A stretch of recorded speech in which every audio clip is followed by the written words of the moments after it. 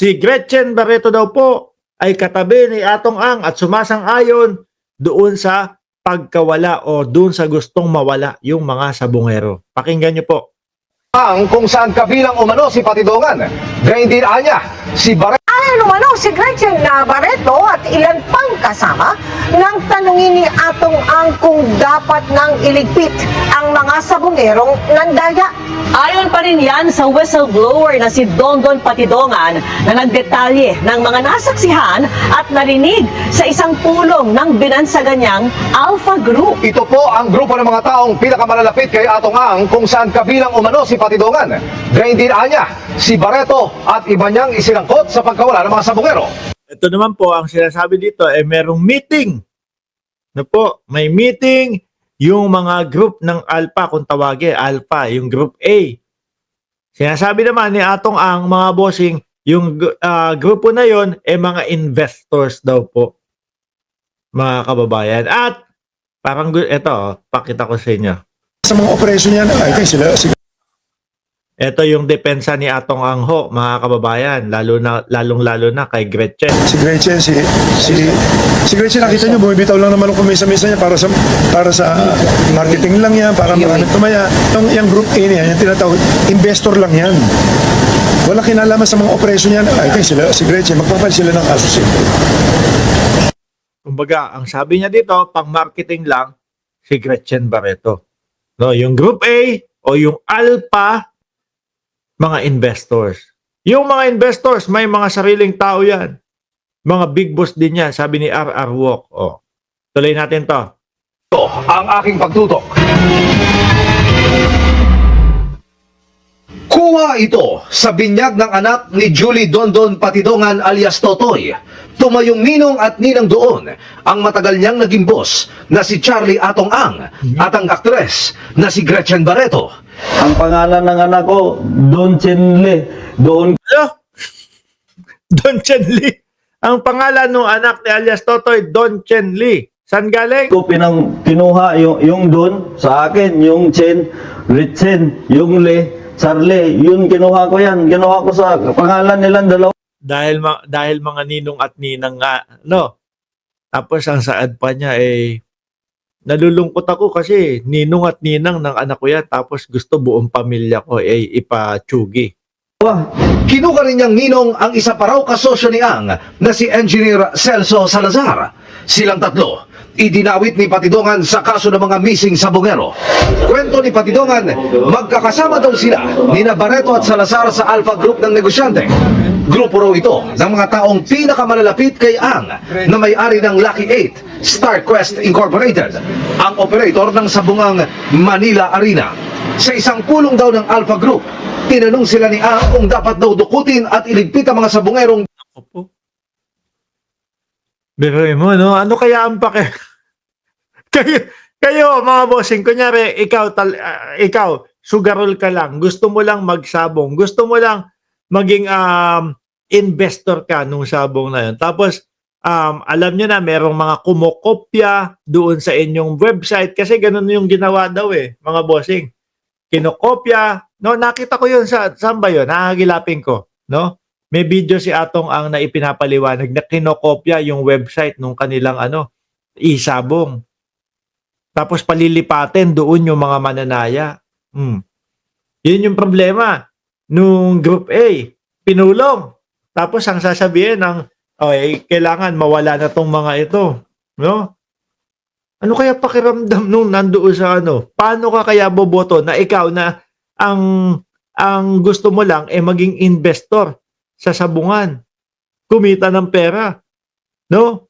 Magsugal. Tapos biglang gano'n. No? Tatanungin kayo. Kapag hindi natin to inalis, itong mga to, pag hindi natin winala tong mga ito, wala ang sugal natin, ang negosyo natin, ang malulugi. di umano'y nandaraya. Kabilang daw si Barreto sa mga sumang-ayon. Alam niyo naman na kasama ni Mr. Atong Ang yan at saka Alpha yan. Pag sinabing Alpha, doon sila, kasama sila sa nag-meeting-meeting. Kasama siya sa pumayag na walain yung mga sabongero. Ngayon, isa sa tumas ng kabayan, si Gretchen Barreto. Tumaas ang kamay, ano ibig sabihin nun? Ibig sabihin, napayag siya na umabor siya doon sa kagustuhan ni Mr. Atoang. Iwala. No? Yun yung pagkakasalaysay eh. Gustong iwala. Pumayag sa gustong iwala. Yun yung word na ginamit ni alias Dondon. Kasama sa pumayag si Gretchen Barreto, Isa sa pumayag na walain yung mga nagtsutsupi. Walain. Doon sa mga doon sa mga hindi po alam kung ano ibig sabihin yung mga nanchochope, mga boss chipamo sir, yung gagawan nila yung iba, yung tare ililihis para hindi tatama doon sa kalaban na manok. No, yung iba naman kumbaga pahihinain, pipilayin or kung ano man, ganon. Tapos ang gagawin ho nila mga kababayan, syempre alam nila mahina yung manok nila. Alam nila yung manok nila hindi tatama yung tare. Pupusta ngayon dun sa kabila. Alam nila matatalo yung manok nila, mahina Pupusta ngayon sa kabila. Yun po yung tinatawag nilang Mang Chuchope. Hindi ho ako sa bungero mga kababayan ha. Dahil po ito yung vlog natin, syempre inalam po namin lahat yan. Kasi sabi nga ni Mr. Atoang, pag hindi natin gawin yan, babagsak yung negosyo natin.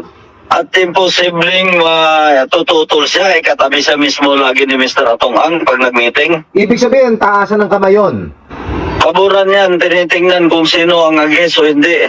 Meron ka pa bang ibang ebidensya kay Gretchen? Lagi kasama ni Mr. Atoang yan.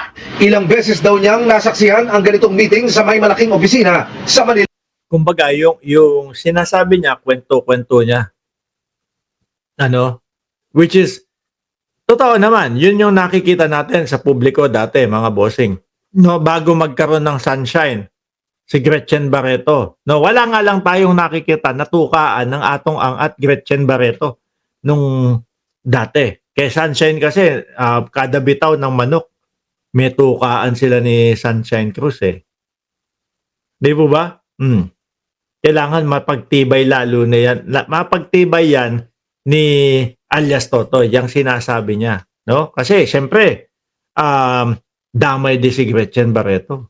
Hindi pwedeng laway-laway lang yan. Kailangan mapatunayan niya mismo yan. La Arena. 6 sa mga nawawalang sabongero ay huling nakita sa Manila Arena base sa CCTV na ito noong January 13, 2022. Kaya si Patidongan may pakiusap kay Barreto. Kay Ma'am Gretchen, para matapos na to, madam, tulungan mo na ako sa kaso dito para maawa ka naman, makonsensya ka naman doon sa mga nawalan sa bungero. Hinihinga namin ng reaksyon sina Ang, Barreto at Salazar sa mga bagong pakayag ni Patidongan. Para sa GMA Integrated News. Ayan. Sabi ni Ma'am Neng Gigi, grabe pala, 1 billion per day ang kita ng isabong. Sabi ni Mr. Remulla. Nationwide ho yan Nationwide ho yan. At kumbaga, mga kababayan, mga OFW, mga kapwa natin Pilipino na nagtatrabaho sa labas ng bansa, may nakikita ko, nagpapaload pa pakiloadan mo naman ako, maglalaro ako mamaya, ganito, ganyan. Madami ho, mga bossing. Napakarami po nung mga tumataya dyan sa mga ganyang isabong. Napakadali na po Hindi kagaya nung dati, gusto ko magsabong. O sige, punta tayo doon sa sa Manila Arena. Punta tayo doon sa sabungan. Dati ganun Pwede pa, may kalabang ka pang tamad tinatamad ako ngayon.